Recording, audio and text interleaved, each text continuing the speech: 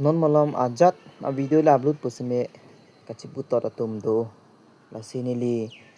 pini video kapanong laga di viral content a video upload no bote bet comment do oti la sinili nilihin pesme lam thingi donji mane penang tum pulo lahai video ka upload ke lage earning phanja lage dollar ka pong ji phanja pusi penang tum maning je same lage non nili phanang puchot penang le phanang puchot le la so alam ke magically lake pupidat se ke me lahai bang ke dollar ka pabat phan to earning chipalong i phansi lahai video ka upload to lahai bang e chipupidat se me athe hola nang ke pu bang ta holata earning phan chalo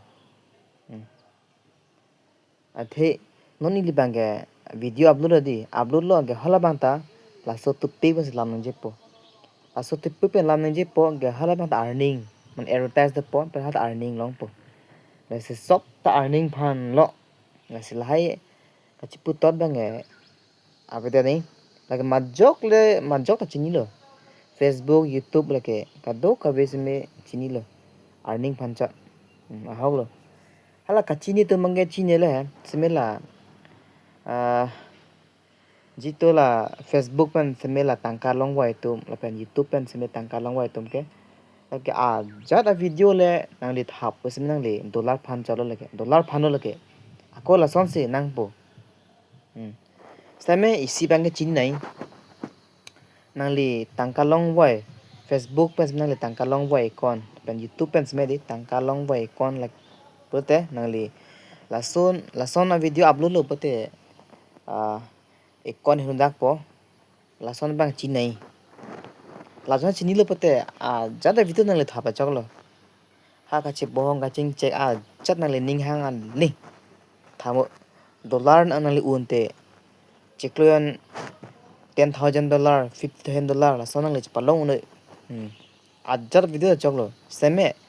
ke thapen channel hinule nang ji la he chini nai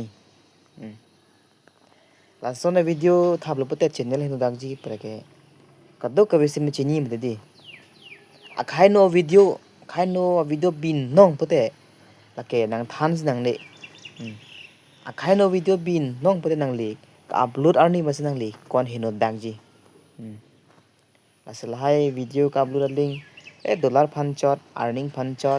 chipabat phanchot padi like chi puret je kam sebe hola nang ki pu tumta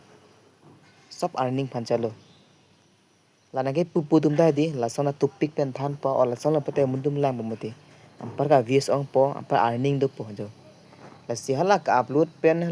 le sab siwe dong si dang li Facebook pen tangka long wai lo la pen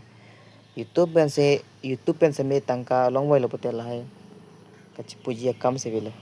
mang le thai pate kona lakh dollar mang le salam se me a video ka upload pen channel hinoda la sama peng putar chokla si penang tum la sonang je la ke dollar phanchot earning phanchot si video slam chat thang aron chine pelhai aron chine pute Facebook pen tangka long jima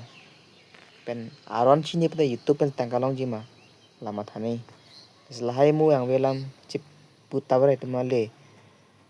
thang tabe apor se pada mangde si pini video lian to ma pachini ke lala